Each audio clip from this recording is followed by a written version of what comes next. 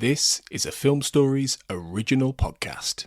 Hey guys, time to get in on the action for the biggest moments in basketball with Prize Picks, America's #1 fantasy sports app. Just select 2 or more players, pick more or less on their projections, place your entry, and win up to 100 times your money. Right now, Prize Picks will match your first deposit of up to $100. Just download the Prize Picks app and use the code GET100. That's code GET100 on Prize Picks for a first deposit match of up to $100. Prize Picks. Pick more. Pick less. It's that easy. We made this.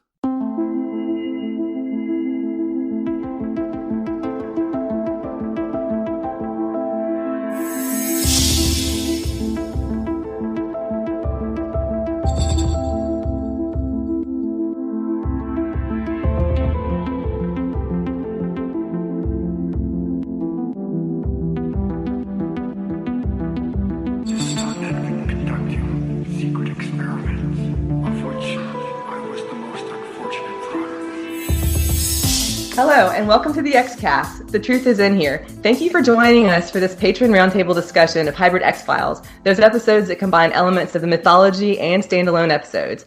I'm your host, Marlene Stemme. I'm joined today by Caredwen Foley. Hi. Hi, how are you? I'm doing well. How are you today? I'm doing great. I'm excited to get into this. Great. Adam Silva is also with us. Hey, Adam. Hi. Thanks for having me on. Yeah, you're very welcome. Thanks for being on. And then Maura Jaeger is here too. Hi, Maura. Hi there. Thanks for including me. Absolutely. So this is going to be part 1 of the roundtable discussion. And in this part, we're going to focus on the X-Files episodes that have stories with both Mytharc and Monster of the Week elements. And we have discussed a classification system for X-Files that aren't quite the core mythology episodes, but aren't entirely standalone episodes either. I'm going to run through this scheme of the tiers of the mythology structure, and then we'll go through examples to see how well these categories do and don't work and what we think of them, and if we agree on the types of episodes that we're using for the categories. So to begin with, we of course have our core mythology that is the central conspiracy of the show. And these are episodes that directly address in plot the central ongoing storyline of Mulder's search for Samantha, Scully's abduction, the government's complicity in alien colonization, hybridization, and other experiments, and the direct results of these activities. And of course, this shifted somewhat in later seasons and in the revival seasons 10 and 11, but really like the core of the mytharc of the show is what those episodes would be. And then following from that, we have what we've termed the stealth mythology episodes. And these are episodes that don't begin as mythology episodes, but sort of sneak in the mythology elements and connect at some point within their plot to the central mythology. After that, we have the semi-mythology episodes, and that is categorized as a story that's based on the central mythology and has plot elements that are in common with the central mythology, but it doesn't really connect directly to the central mythology of the show over the course of the episode. The stealth and the semi are probably the ones that we'll mention the most, I would think. But we also have the mythology precursor episodes, which are episodes that have elements that have yet to appear in the mytharc, and that first appear in the sort of anthology episodes as potential suggestions of future mytharc ideas. And then there are, of course, the quasi-mythology episodes. And those are stories that have mythology characters, elements, themes, analogies or parodies, but it doesn't really connect as a story to the central mythology. I just wanted to put that out there as sort of a categorization scheme as we're going through. Makes sense. Let's go ahead and kind of go through some of our examples and episodes, and we can, start and then discuss what we think of them. So, Maura, would you like to go first? Sure. Yes, I sort of examined season 1, and the 3 episodes that I focused on, I suppose, would probably all fall under the mythology precursor category. Mm-hmm. Conduit being one, sort of for obvious reasons. I mean, the emphasis on alien life, and then also Samantha and how much, that would continue to affect Mulder and his search. And then also ice being that, there's extraterrestrial parasitic organisms. And then obviously the government sort of trying to cover it up a little bit there at the end. And then gender bender, which is sort of the oddest, I think, of the bunch, just because the alien element I felt like was very much shoehorned into that one at the very end. And I don't know if they were going for shock value with that or they just felt compelled somehow to tie it to this overall theme of aliens or what. But those are the 3 that I came up with.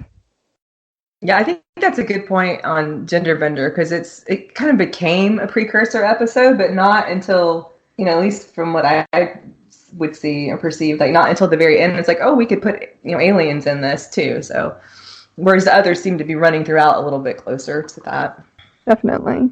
I mean, certainly Ice, I felt like it's probably the most successful of the three in incorporating that. I've always had a soft spot for Conduit too. Well, with Conduit, I mean, if we agree that the girl was abducted, then I mean it does fit into the mythology a bit more than the others, just because the Ice and Genderbender, they're dealing with aliens, but they're like a different alien species than has to do with the central mythology. So yeah, Conduit's kind of on the edge there, but it's maybe a little bit closer than the other two. Definitely. Sort of like in a casual stroke, I would put Conduit and then like maybe Fallen Angel and some of the episodes like that together, because those seem like they're definitely heading towards something. They just don't know what yet. But I like the inclusion of Ice and Genderbender, sort of like the sort of early ideas for me, maybe. I think like Fallen Angel and the pilot too sort of retroactively become more mythology episodes, because we do eventually see those things come back later in the series. They sort of become a little less anthology because some of those things are picked up later on in the series. Yeah, it's interesting. Max, in some ways, as a character, he has a few things in common with Duane Barry up until Duane Barry and Ascension.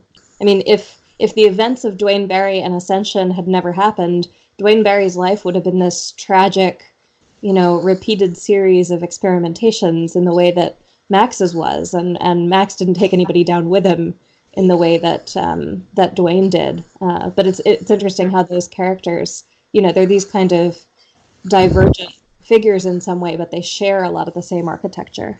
Yeah, that's true. Yeah, it's interesting. I hadn't thought about how they are two. They're both characters that were, obviously had their life shook by being abducted, and it really changed the course of their lives. I hadn't either, and I really hadn't thought of the contrast between them too, which I think is interesting. But it makes sense though, because Max does seem to be more of like an empathetic character, whereas Duane Barry is just saving himself, in the end, which is, I guess, understandable. But then there's this other way to be that you see in Max.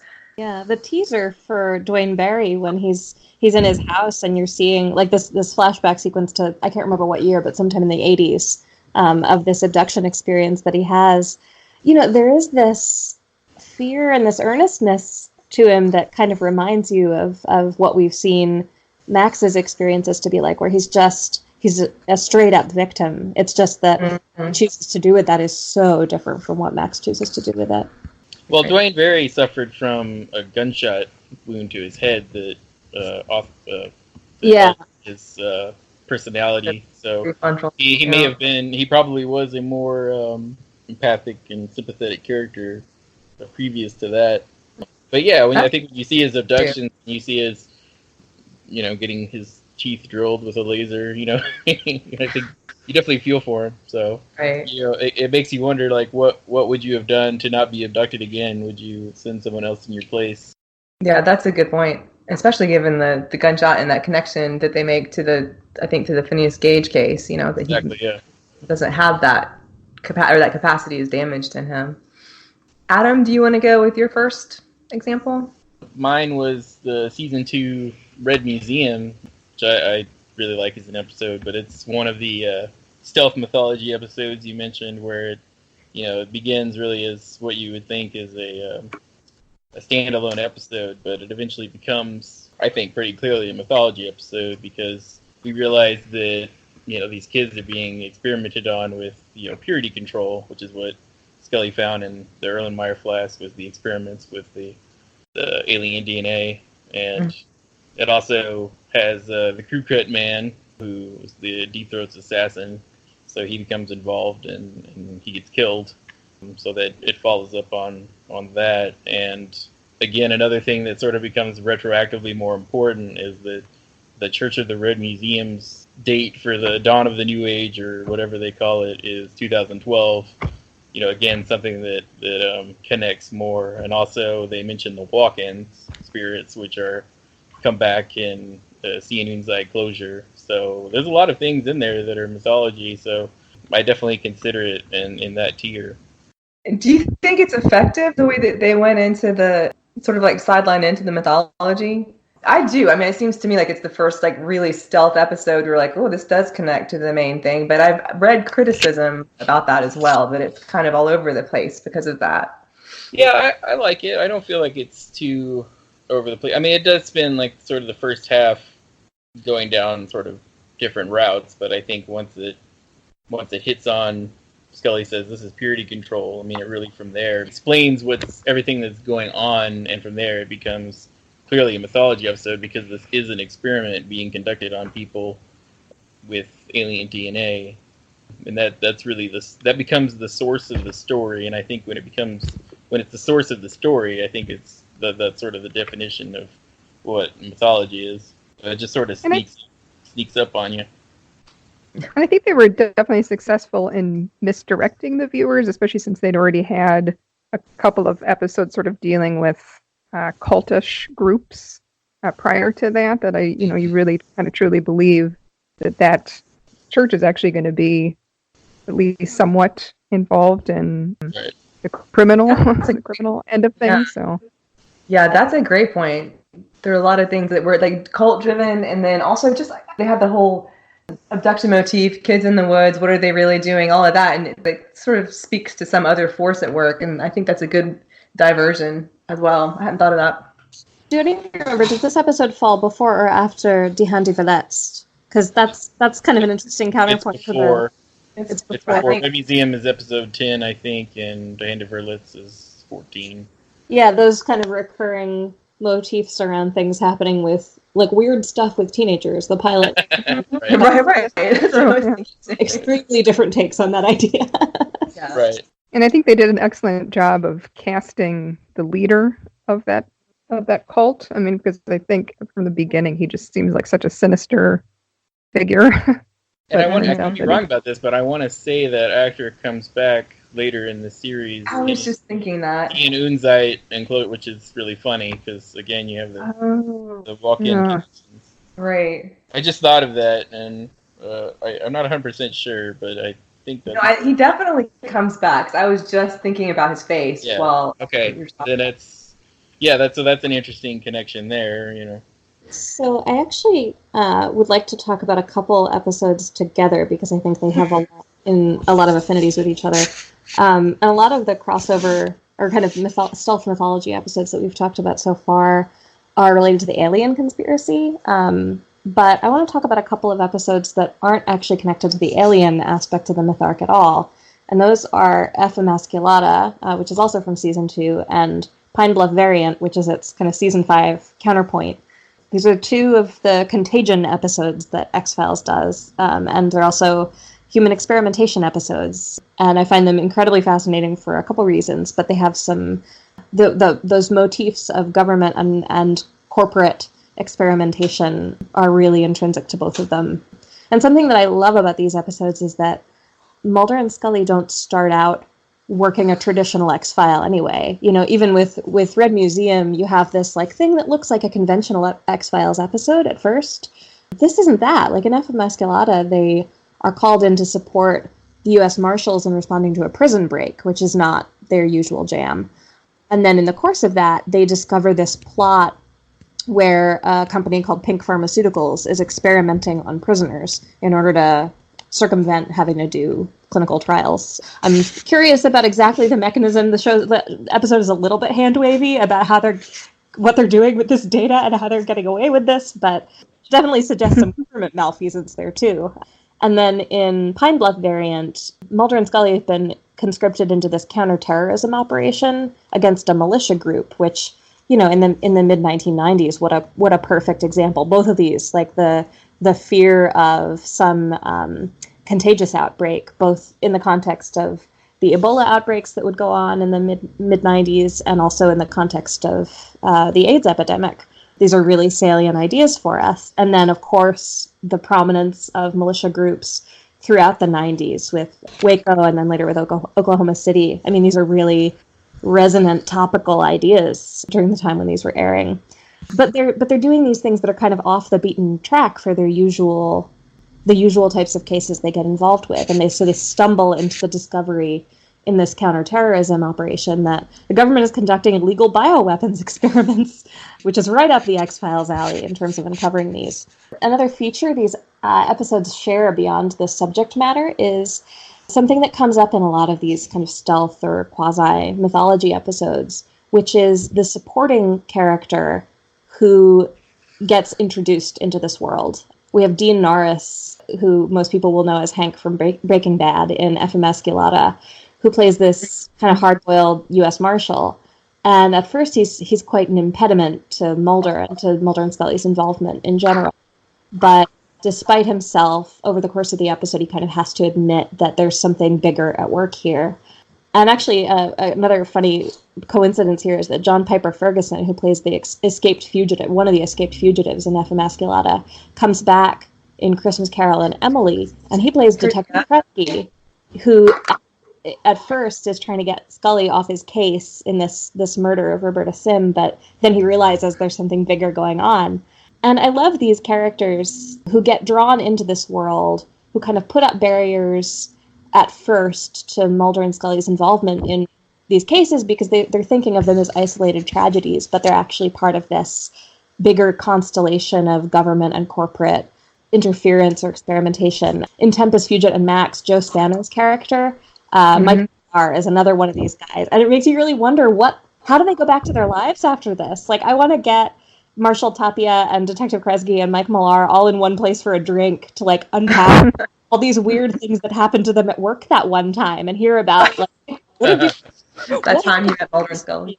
Yeah, so I think that's really interesting. There isn't really a great parallel for that in Pine Bluff variant because all of the folks that we're meeting are really enmeshed in this world already. We're meeting these militia characters who are kind of embedded in this.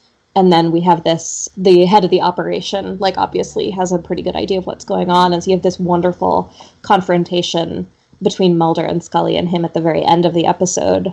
And both episodes play a lot with kind of what do you share with the population that will enable them to protect themselves versus what will panic them. Emasculata has a great juxtaposition between the cigarette-smoking man telling Mulder, you can't tell people about this contagion, it'll panic them, more people will die. And then Mulder's furious and he gets on the phone with Scully and she says, Mulder, we can't tell people about all this, people will die. So those are really important shared themes as well. But yeah, I'm very, very fond of both of these episodes, and I think they're both kind of strong entries in this. They're connected to the broader themes of the mythology, and they also really surface some of the wrongdoing. The Pink Pharmaceuticals work seems very reminiscent of the Rausch Pharmaceuticals work that comes up later on in Gethsemane and Redux. So I'm very fond of these episodes. I'm curious what you guys think. Well, to your last point there, actually, I wrote a blog on the XCast blog recently about how, everything is considered government conspiracy, but there's also private interests that are mentioned in the series, one of them being the Rausch Technologies. I hadn't thought about the pharmaceutical company in that episode, so that is another example of where it's not just government, or government's not the focal point. It's actually a private interest that is driving the conspiracy there. So yeah, I think that's a good connection there. Yeah, and that's interesting. I feel like that's I remember your blog post. I thought that was interesting as well as something that's kind of prefigures some of like season 11 in a way. With like I'm thinking of like about this and like My Struggle 1 and things like that, and just some of that emphasis on the like private industry that they bring in there. Yeah. Purlieu Services. That's what I was thinking of. But I also was thinking about in both of those episodes, Caredwen, Mulder and Scully are used to kind of like further the agenda of whoever is involved, and they're almost complicit in it against their knowledge or will to a degree. Right. And somebody in one of the listener mailbag comments that we'll go over talked about that, how some of these mythology episodes that aren't, that are hybrids really show how enmeshed they are in the entire core of what's going on. They sort of involve themselves in it, whether they wanted to or not. So that's really, those two are very interesting, I think, in that way. And especially in the early seasons, you get a lot of episodes where you as the audience know, and you get the sense Mulder and Scully know. Sometimes they very explicitly state that they're being used. Like they're been very suspicious of like why are you giving us this case, Skinner? And there's a lot of suspicion about that in Emasculata, but it's not the first time it's come up. I mean, it kind of to more humorous effect that happens in The Host as well. Yeah. Where Skinner is doing that like so that Mulder can keep doing X-Files on the sly. But there is this kind of question of several of these cases that they investigate where it's kind of like your investigation is to use you to bring in information that the conspiracy is looking for and wouldn't otherwise have. Yeah, that is one of the explanations of why they're able to continue their work, is because part of it is about their part in furthering some of these agendas, and the fact that they help spread misinformation or uncover some of the red herrings and everything that are set by these characters. So that is part of the reason why they're allowed to be on the X, in their early years anyway. It also seems like it's kind of a way for, especially the cigarette smoking man, to kind of rub Mulder's nose in it. You know, you can have what feels like freedom to you.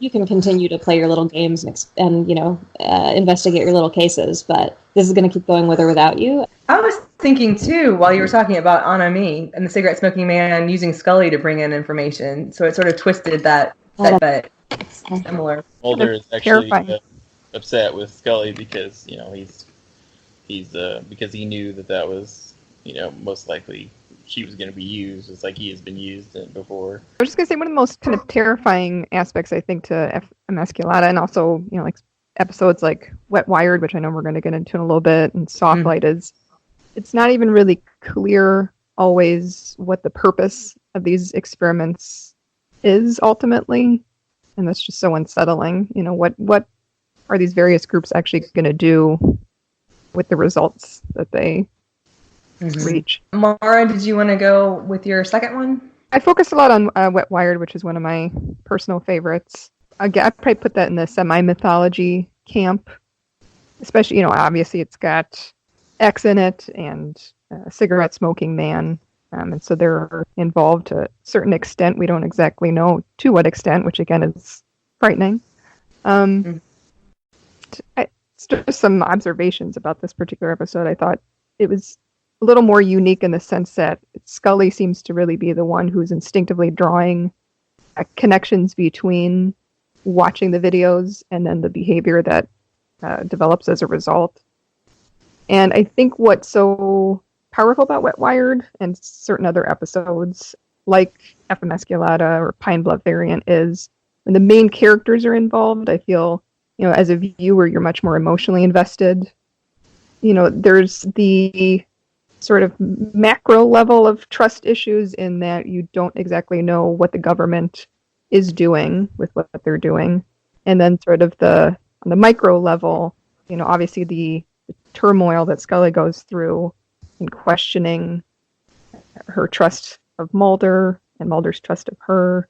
So I like those layers to it. And I also appreciate the fact how much just reality is called into question, which I know they've played around with in other episodes, like Field Trip is a good example of that. And just visually, I think it's a very striking episode and sort of tonally very similar to some of the mythology episodes. I was going to say that Wet Wired is part of a few episodes that are about like government mind control experiments. Like Blood is probably the first one that's sort of similar to Wet Wired, but you also have what I was going to talk about, which is Unusual Suspects. That's another one where, sort of mind control experiments are being done. So you have this sort of, I don't know if it's intentional or not, but sort of threads through some of these semi-mythology episodes that deal with efforts to, control the public. That's interesting. Sleepless also kind of falls into that category. Season 2 seems to have a lot of these, and I wonder if it's because they were still, you didn't quite have the arc of the abduction scenario plus the cancer scenario that was going to become so pivotal for the next couple seasons and was going to shape so many things. And I think that they were still, it seems like they were tossing out a few different threads of what the conspiracy could be and the kind of broader mythology could be. So you had, purity control brought up in season 1, and then you also had just the, concealing the existence of alien life, and then you also had things like the government, seeking to create super soldiers, which would obviously come back in a different way much later, and these other mind control experiments and things like that. So it's intriguing how they kind of picked the threads that they wanted to pull, like kind of braid into the broader mythology, but there are still all these strands of it that kind of run alongside. Well, I think in the first couple of seasons they were doing a lot of episodes where it was, the government was involved, and then sort of starting after like the Anasazi, when mythology really blew up, there was less of that, where they were doing other government conspiracies aside from the main one involving colonization. So I think that's certainly more something that happens at the beginning of the series. But you do have, some later episodes that are involved with that. Kitten is one from the most recent season. I think that qualifies as kind of a blood type episode, right, where experiments being done to create, I guess, more soldiers that were more extreme. I think that goes too to the idea that Maura, I believe you were mentioning about not knowing, like the scary part is not knowing where it was going, so there were a lot of stories that were about like what would happen if you built a soldier that didn't need sleep. It was kind of before they got into that idea, that really codified idea of building the perfect being or building a super soldier. They had these different threads of it that, like Caredwen said, they braided together to be that. But I really liked it when they were sort of exploring in that time. And I agree, it would be sort of like pre-season 3, pre-Anasazi, when they were looking at different elements of it, and it was a little more integrated then. And Eve is another example. That was probably the first one where a super soldier program is mentioned. Mm-hmm. So, I mean, it's very early on where that. Yeah, I'd completely forgotten about Eve, but that's also such it's a perfect precursor to things like Permanum much later on in season 8, where this whole thing is about how can women's bodies be kind of co-opted and weaponized in order to further, these creepy experiments. Yeah, wow, I hadn't thought about that. And it's interesting too that you mentioned that, because I wasn't even necessarily thinking about the women's bodies being co-opted, but it fits that idea of women's bodies being co-opted to then create the perfect being, that kind of all comes together too.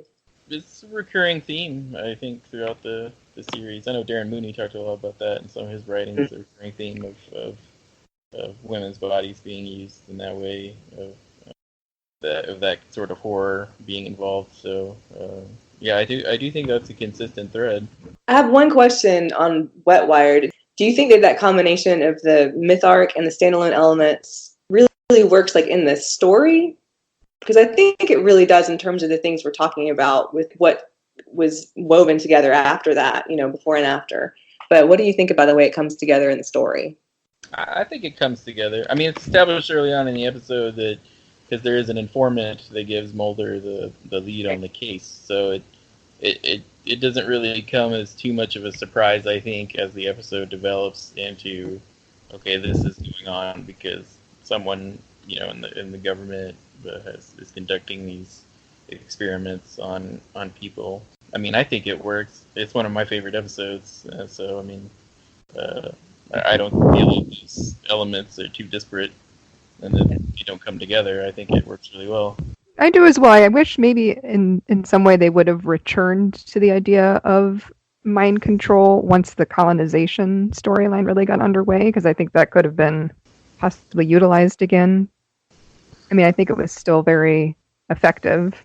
And I think actually even having that sort of unnamed informant, which my understanding is they only had him because Stephen Williams wasn't able to film as many scenes, but I thought that was actually ended up working to their advantage because, again, it kind of drives home that fact of how many people, you wonder how many people are actually involved in all of these cover-ups. Well, and it drives home that X was under suspicion, that he was under close watch. He couldn't be as involved as an informant as he was, and then obviously when he steps back too much of that, he gets killed. So it really helps to foreshadow the next couple of episodes and finish X's arc. Yeah. I think there's an issue of anonymity there too. We have like Deep Throat and we have X and the people that we know, but then a lot of the people that come, they either don't have names or they have nicknames, but not human names, or like the cigarette smoking man later says he's gone by many names. So I think there's an aspect of that adds a little bit of a sinister aspect too. That having X in there, he's, don't know quite what he's up to, but he's still a familiar character. So there's a comfort in that there isn't if you just have somebody that's anonymous.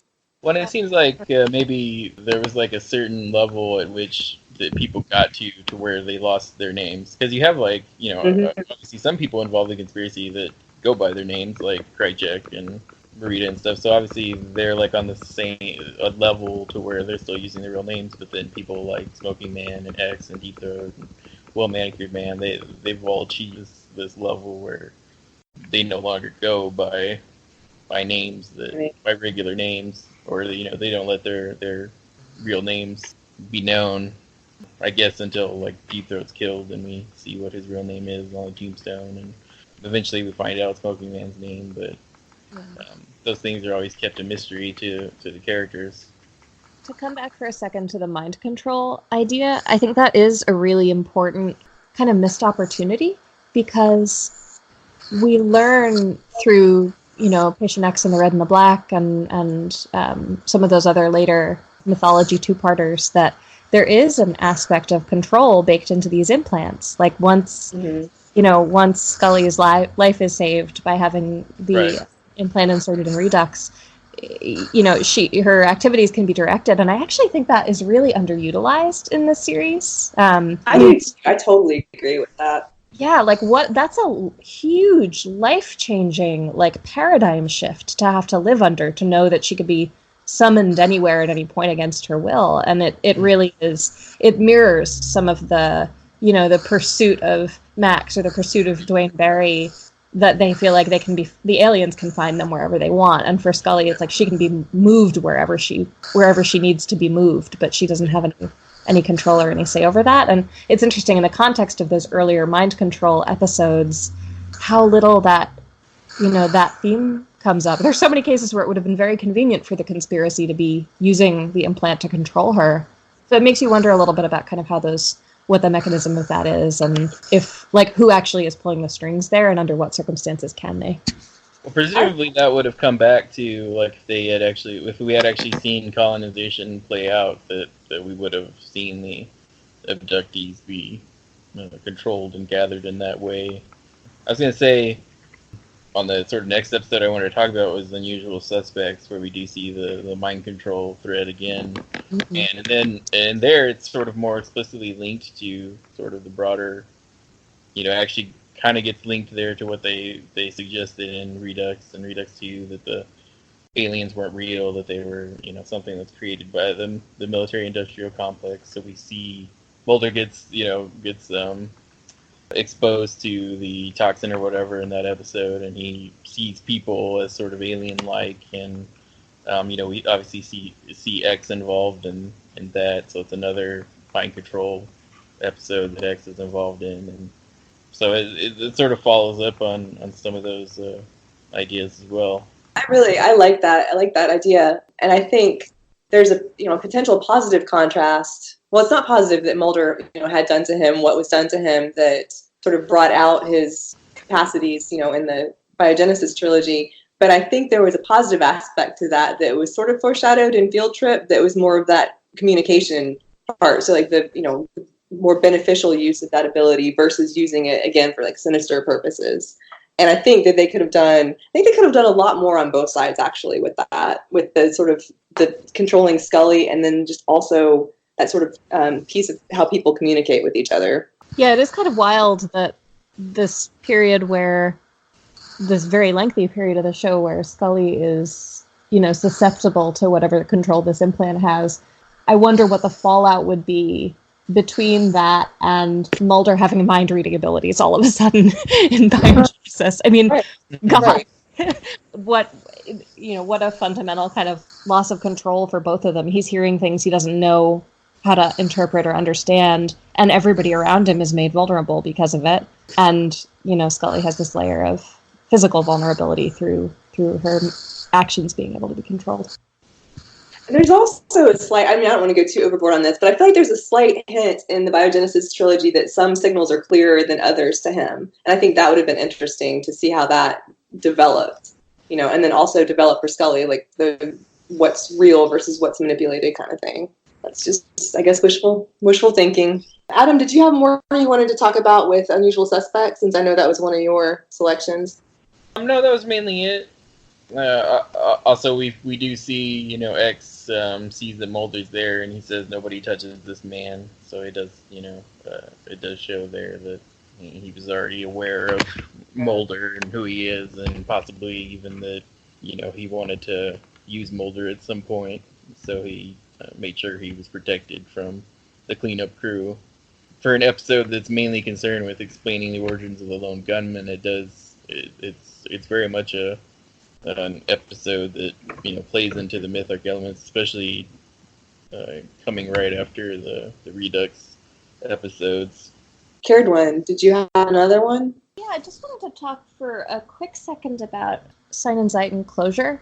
Just to say that one thing that I think is that these are another example of situations where Mulder and Scully are doing something that's a little bit out of their usual kind of bag of tricks in supporting with this child abduction case, and Mulder is kind of finding ways to make it an X-file anyway, looking into this idea of walk-ins. But I think that the fact that the Mulder family drama kind of sneaks up on us with his mother trying to get in touch with him, and then us learning that she has taken her own life, it's such a shock to us in the same way that it's a shock to him. But it also it's a great example of a place where these trends or concepts kind of come out of nowhere in a few of these episodes, and we aren't expecting this to be about Samantha. Like, it's a missing child episode, but it's only thematically connected until we have this, this massive trauma that Mulder suffers, and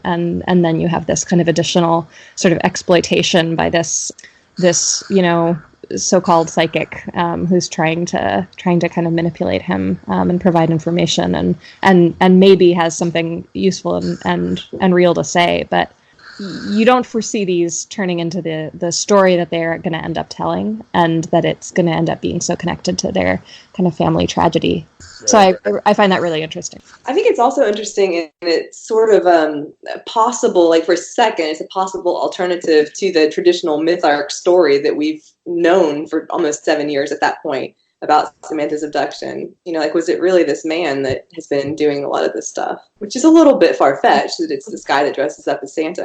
But at the same time, I think it does make you question, in the same way that we'll get to Paper Hearts, I think, in a minute, how that makes, it sort of like puts a little seed of doubt in your mind about, like, did this formative event that started Mulder on this quest, did that really even happen in the way that he thinks it happened? I think... really reminiscent of Unusual Suspects, too.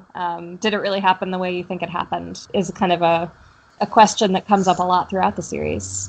Right. I mean, it suggests the fact that Mulder was exposed to that also suggests it suggests that his paranoia about these things also came from his exposure to that, so that actually may have made him more paranoid, toward and likely to believe in these things. I know some people, have not liked sort of the alternative of Sinenheit after Two Fathers and One Son, but I see it more as a segue. I think it ties in more to the mythology, and just as not as an alternate in reality, but just as like addressing Mulder's experience more. But I don't know if that's something you all thought about. I don't think it's alternate, because it is like the truthful explanation of what happened. Right. They are weird episodes in that they're totally necessary episodes and part of the mythology, but they don't really feel like traditional mythology, because that's not really what the focus is. Because the main parts of the plot are child abductions from an actual child killer and these walk-in spirits that have taken them, to prevent their suffering. So those things aren't really tied to mythology, but they're totally necessary because they explain what happened to Samantha. And you do see Smoking Man and come up in Closure and Jeffrey Spender's footprints next to Samantha's. So I mean, it does have those mythology I would. It's kind of like a semi-mythology two-parter. That's it's sort of unique. Yeah, I would agree with that. I mean, I think it by the end of it is so clear-cut as being part of the mythology storyline, but it sneaks up on us in a way. When you're watching Tunguska and Terma, or when you're watching Patient X and the Red and the Black, it's no question from the beginning, like what kind of episode you're watching. But this is a weird one because it by the end is so unequively for the world. But yeah, it's a surprise as it unfolds. Yeah, if it was one episode, I would say maybe it would be a stealth mythology. If it was one episode and the first half was what happens in Zianunzite, then you could say, and then closure was the second half, then that's clearly where it becomes important to the mythology. I think about that with like sort of the ending, becoming more either a second part or an ending of an episode becoming more important in the mythology with Christmas Carol and Emily as well, because those are ones that, the Christmas Carol kind of sneaks up on you, I think, in the end. That's another example where Christmas Carol really isn't what you think of as a mythology episode, but obviously Emily is, so it's sort of stealth segue. And I think with some of those episodes, it's easy to see because of the time of year it comes on. We all were conditioned to think like, oh, it's a sweeps period or it's November, so they're going to have a mythology episode. But exactly. And so even with some of those, though, like with Christmas Carol, I really, I wasn't expecting what I got, I guess. And I'll just like piggyback really quickly on that. I think that so on the stealth side, the biggest surprise to me was Leonard Betts, because there's nothing about it at all that suggests it has anything to do with the Mytharc until the end, and it's just very quick. But I thought that was really effective.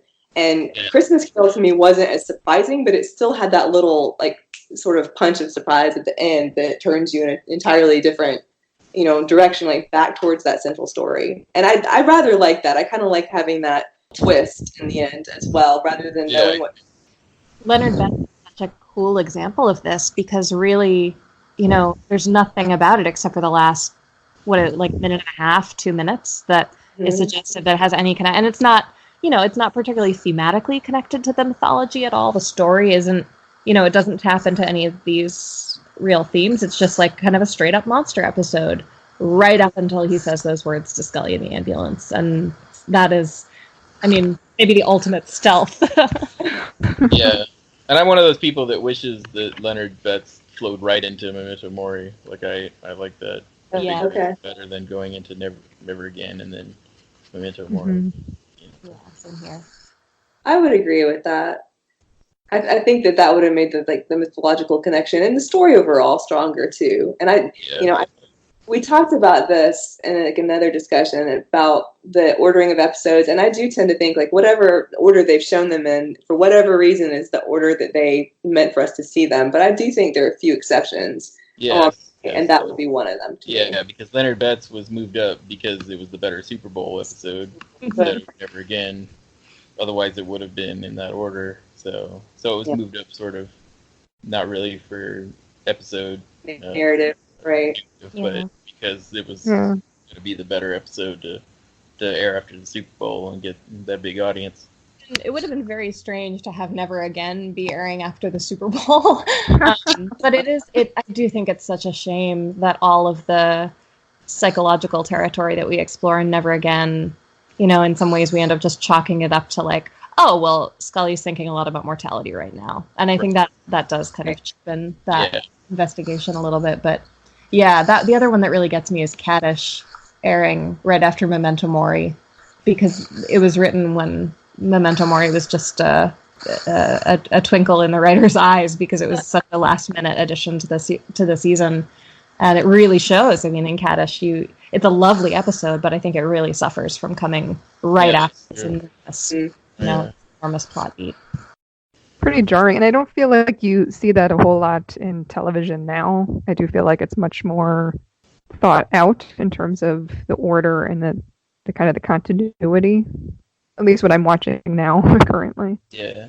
But now when I go back and rewatch episodes, I don't really care about that anymore. Because, I'm used to it now, I guess. Like, I already know what happened, so I don't care about it. It doesn't feel jarring to me anymore because I already know how it is. But, yeah, obviously, first run, seeing it for the first time, I can see that. I think for people watching, like, current television, it might be, and then watching X-Files, it would be different because it is a different style and a different era. But I mean, and it could be just because I was watching TV more actively with X-Files in that era, but I sort of like the layering effect that you get from things being seeded in an episode and then coming out in another episode, and you have to like put it together a little bit more rather than having it be planned out. It does give a little bit more agency to the audience. I mean, you don't end up having to defer to what story the writer wants to tell or the producers want to tell when they're assembling these. It gives a little bit more latitude for your own plot interpretations and, you know, things that were just coincidences or were just incidental. You really do have the opportunity to stitch those together. And I think that these stealth and sort of quasi-mythology episodes do that in a really important way and provide a lot of opportunities for it, because the connections are often ones that we're interpolating a little bit into the text of the episodes, and that we're sort of discovering because we're seeing it in a broader context. I don't think that the script writing process of Sleepless necessarily assumed that, you know, we were going to have a super soldier story coming up later. I don't think that the script writing process of Blood assumed that there were going to be other mind control stories and that the mind control would become instrumental to the way that the implants functioned. But I think it's tremendously interesting to go back and find those connections, even ones that weren't deliberate, and sort of examine what it tells us about the themes that were important to the folks who are telling these stories. Right, exactly. Yeah, because a large part of it wasn't deliberate. It just ended up being a way that we can look back at it and see, oh, it's interesting that these episodes sort of line up with each other, or at least they're similar. So it is very interesting, and it makes so that we can do podcasts like these.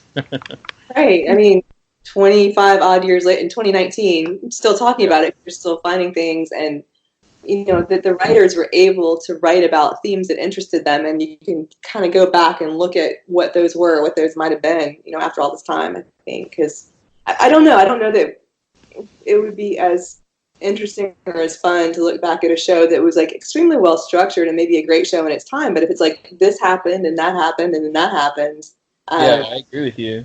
What else? The shows that are serialized now, there may not, you know, there may be a lot less to sort of talk about because they're so planned out and they're so clear in what story they're telling that, you know, it may make for, you know, a good bingeable TV experience. But yeah, are you gonna be talking about it years later?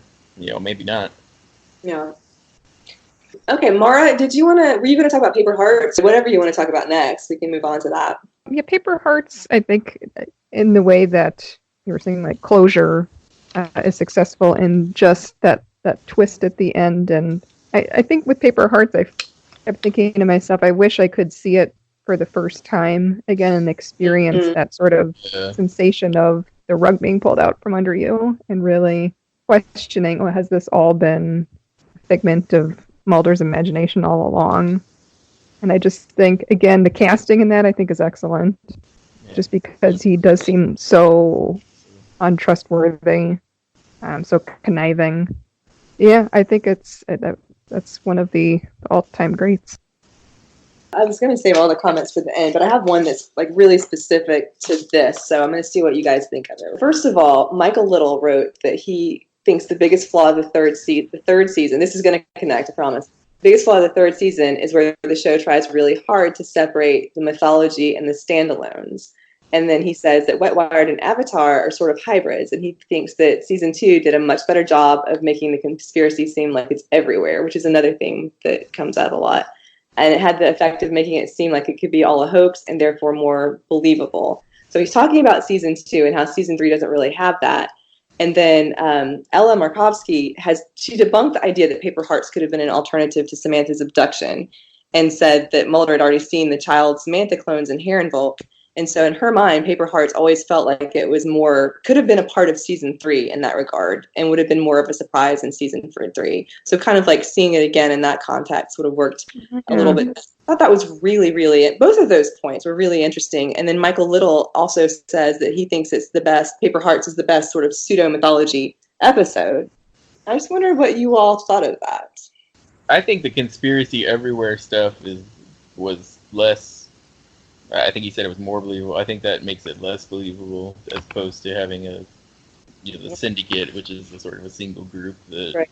again, government people, but also private interests that sort of come together and decide that they're going to have their own global enterprise. That, I mean, actually, yeah, both are really not likely, but that seems to me more relatable to reality than, everything is a government conspiracy. That seems to be more of unrealistic stuff. What was the other stuff? About paper hearts not being. I would say, I think it's mostly an emotional. Mulder's sort of willing to maybe forget about some of those things because it really wants an explanation, whether it's that or not. But I think you could explain it as Mulder thinks that the Samantha clones are misdirection meant to, distract him as opposed to being the reality, and the reality might be that Samantha was killed by this child killer. So it doesn't really bother me. It bothers me more later when it's sort of done again, and it's like because Mulder knows better at that point. But in Paper Hearts, it works. I think that point about it being more or less believable when the conspiracy is everywhere versus when we know it's the syndicate and we know kind of what is encompassed in their specific plans. I guess the question of believability to me is a little bit secondary to the question of how frightening and unsettling is it. I do think that it becomes more containable and seems like something that's more possible to fight when the syndicate is made explicit. Whereas before we know about them, before they are a group with a name, and before we know their faces and see them meeting and things like that, it does feel like there's just this, this broad sweeping power to control and to, exploit. And that is really frightening, especially in season 2. But I think both of those sides of that story are really interesting and important. I mean, you can't have a villain who is faceless and shapeless forever, because you need to be able to have some complexity and some direct stakes. And so I know people differ about this, but I think it was actually a really good move to name, the syndicate and give it people's faces and let us see them meet and let us understand that they are humans with shortcomings and that their motivations are, sometimes these really broad and sweeping ones, and sometimes they're just these very human acts of selfishness or spite. Yeah, I actually think that's a really interesting story. Do you think, I didn't mean to take us too far away from Paper Hearts, but do you think in that vein that having the individual story of Paper Hearts be this, as Michael Little said, the ideal quasi-mythology episode, do you think that detracts from what they were building with the conspiracy at that time that it came around in season 4, or do you just see it as a good sort of hybrid episode? Yeah, I don't think it distracts at all. I mean, I think it's just such a well written and done episode that I feel like you don't even think about those things, and it's really, you understand from an emotional point of view why Mulder might suspend other things that he knows to, because he is tricked by this person, and because he wants this to be over, really. But at the same time, ultimately, he exposes Roach as a liar because he takes him to the wrong house, and Roach can't tell that it's the wrong house. So obviously, he figures out that he's full of shit. So I mean, I do think that the reversals that are a little bit more, the situations where Mulder's confronted with the possibility that, maybe all of this was a lie.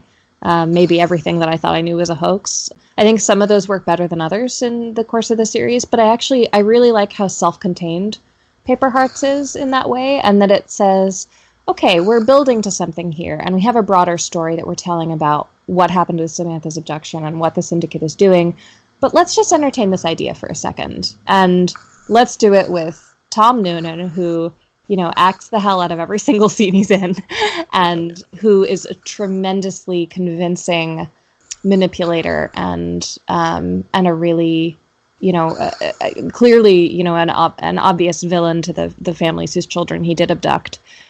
and let's try this idea on for a second and see if it fits, and see how Mulder would react to it. I think it's fantastic, and I think it still works really well in the position in which it airs. Well, and we see at the different points in the series that Mulder is at different times willing to think that his beliefs might be wrong. I mean, we see it later, just after Paper Hearts with Redux, where he's convinced that maybe the conspiracy wasn't real at all, that aliens aren't really there. It was just all made up. And then we see it again with My Struggle, where he has sort of the same. So it's not the first time that it's not the only time that Mulder questions what he believes. And Maura, did you have anything else on Paper Hearts? I think on a logical level, I mean, I think you all touched upon this, but on a logical level as a viewer, I think you do realize that this story is probably ultimately not going to be the true story, but you kind of go along for the sort of the emotional ride of it. Mm-hmm. And I think that's why it's so successful.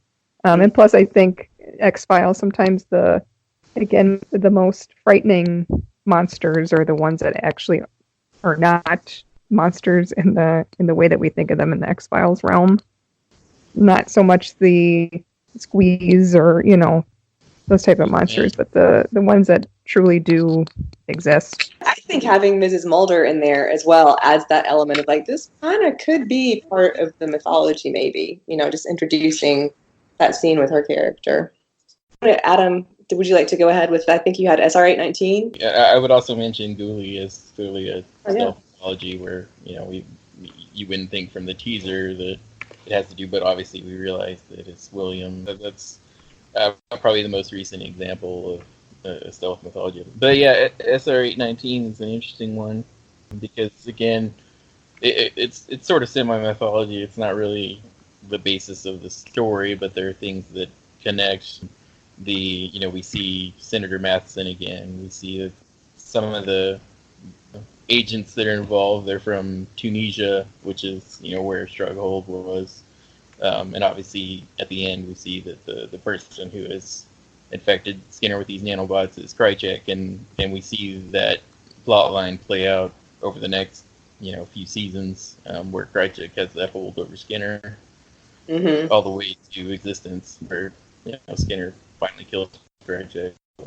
It's one of those episodes that it's not a full hardcore mythology episode in itself, but you have to watch it anyway because it's you'll see plots from that continue into mythology episodes later.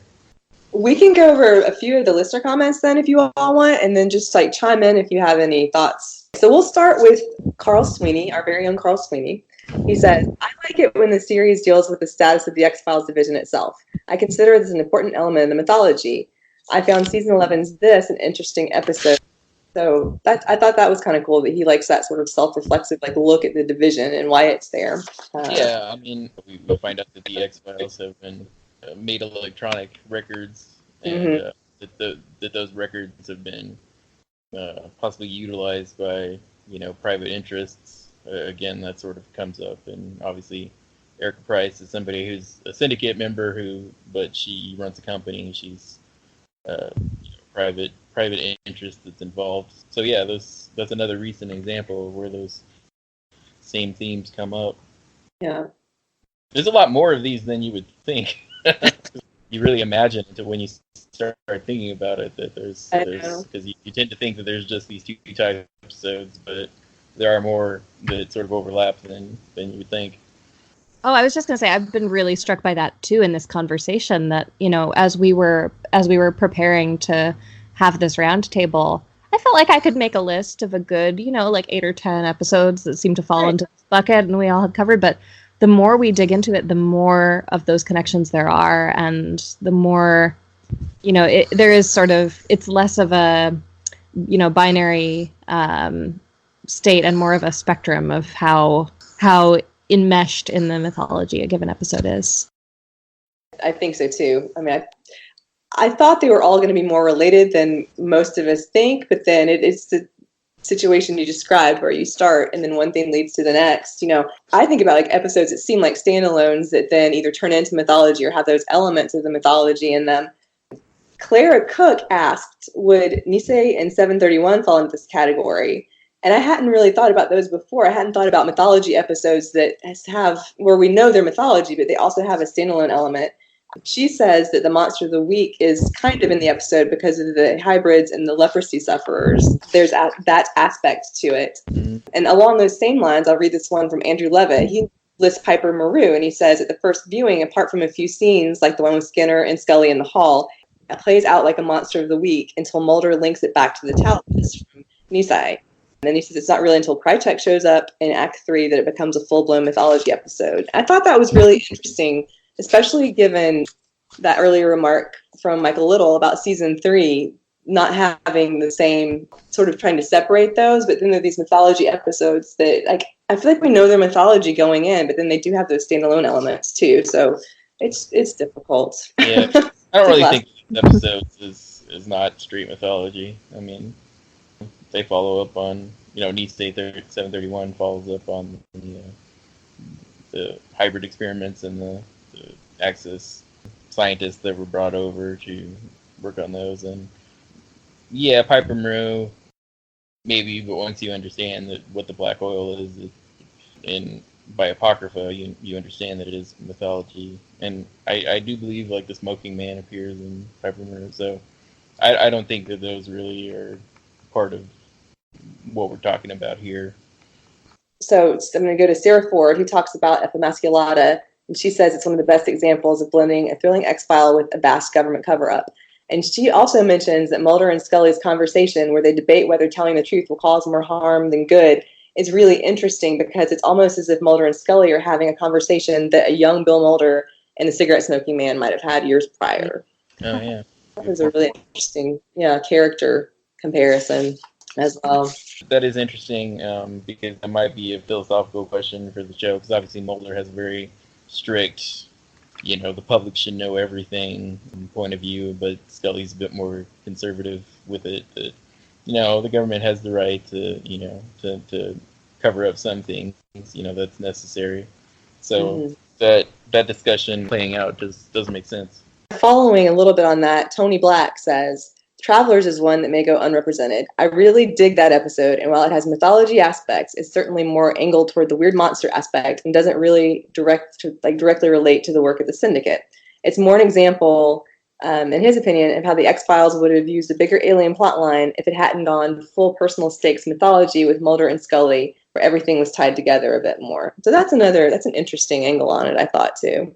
A great point. It does make you wonder about what direction would the mythology have taken if they hadn't decided to, like, if Gillian Anderson hadn't gotten pregnant before season 2 and they hadn't had to do the abduction and then hadn't had to do the cancer as a result of that, and then had this all have these incredibly intense personal stakes for our characters here. Would Mulder and Scully themselves have been as material to the pursuit of the story, and how might it have played out differently? You yourself, Adam, said, I think it serves to show that these storylines and characters don't just disappear when it's a Monster of the Week episode instead of a mythology episode. And I really love that, because like we talked about, like, it's just, also tangled together. Oh, yeah, I forgot I said that. Yeah, that's another great point, Adam. I'm glad you commented that. No. I do like that because, again, we tend to think of mythology and Monster of the Week as sort of separation of church and state with the show, but when you have these type of episodes, it shows that, what happened last week still matters. It's still going to play out. So I do think it helps with the show that way. Jocelyn Rojas said, hybrids are a gem in the show. She's very enthusiastic on this topic. So hybrids are a gem in the show. They set up background information, historical events, off-screen events, and even set timelines. Hybrids rock. I once mapped vaccine development, and it was partially supported from data from the hybrid episodes. And then she lists Founder's mutation as she says it's the mother of all hybrids, pun intended. And then she also mentions Ice, Eve, Blood, and Red Museum, which we've all talked about. I thought that was interesting, the point about it setting up, kind of like the layering effect, setting up the information that then the mythology, can use without having to have it be told again in every episode. Mm-hmm. Yeah, I can't disagree with her take on that. I think they serve such an important purpose in that way because you can't just have every mythology, like every clear-cut mythology episode be given over to constant re-exposition. So the hybrids are a wonderful way of kind of keeping those themes top of mind so that when they come around the next time really explicitly in a very clear-cut mythology episode, the audience knows what to do with them. Yeah, and I share her enthusiasm for this. These are some the FMS Galato, Wet Wired, Pineball Variant. Like, these are some of my favorite episodes of the show. Yeah. Yeah, me too. Mark Rolston, who was Richard Odin in Red Museum, was Bud LaPierre in Sign and Sight Enclosure. He was the father, Amberlin's father. That was a good call on that one. That was like from an hour ago that we were talking about that, but I found them. Do you guys have any other thoughts about it that you wanted to mention before we all go? No. I think this was a great discussion. I feel like we just got the tip of the iceberg. There's a lot more that could be covered. Oh, sure. Yeah, this is an absolute pleasure. I'm so glad we got to talk about this stuff. Yeah, I'm sure there are more episodes we can find, because again, there are a lot more of these than you would think off the top of your head. But when you really dive in, you're like, oh yeah. So, and you guys have made me see more connections too. So it's pretty fun. Thank you all for joining us for this conversation. And where can we find you guys online? My Twitter is XF_Lost Episodes, which I use for the X-Files Virtual Season 12 that me and some other writers have done. The website for that is virtualseasons.x-sites.org. Great, thank you. And I'm nowhere other than Facebook. So you can just find me under Maura Jaeger on Facebook. And I'm on Twitter at Caredwen, or you can find me in the XCast Facebook group. And I am Marlene MHS on Twitter and Marlene Stemme on Facebook, where I am usually in the XCast basement group discussing all manner of interesting topics that people bring up on a daily basis. So it's a great place for interesting conversation. Thank you, everybody, for joining us. Yeah, you're welcome. Thank you, guys. And always remember, trust no one. The Xcast, an X-Files podcast, is produced and presented by Tony Black, alongside a dedicated group of podcasters and X-Files fans. You can find us on Twitter at the Xcast, and on Facebook if you type in the Xcast, or at our group X-Files Basement, an Xcast podcast fan group, where you can continue the discussion about all things Mulder and Scully. If you want to support the Xcast further, you can now subscribe and become a patron of the show on Patreon. On Google, just type patreon.com/the Xcast. That's Patreon. You'll see all of our tiers, subscription options and perks, which include early access to episodes, bonus content such as commentaries on X-Files episodes, access to a patron chat zone, and even appearing on one of our Patron Roundtable discussions. We would appreciate any support you can give the show, so just go to patreon.com/the Xcast to find out more. Our title music is provided courtesy of Will A, who you can find on Twitter at IamWillAYE.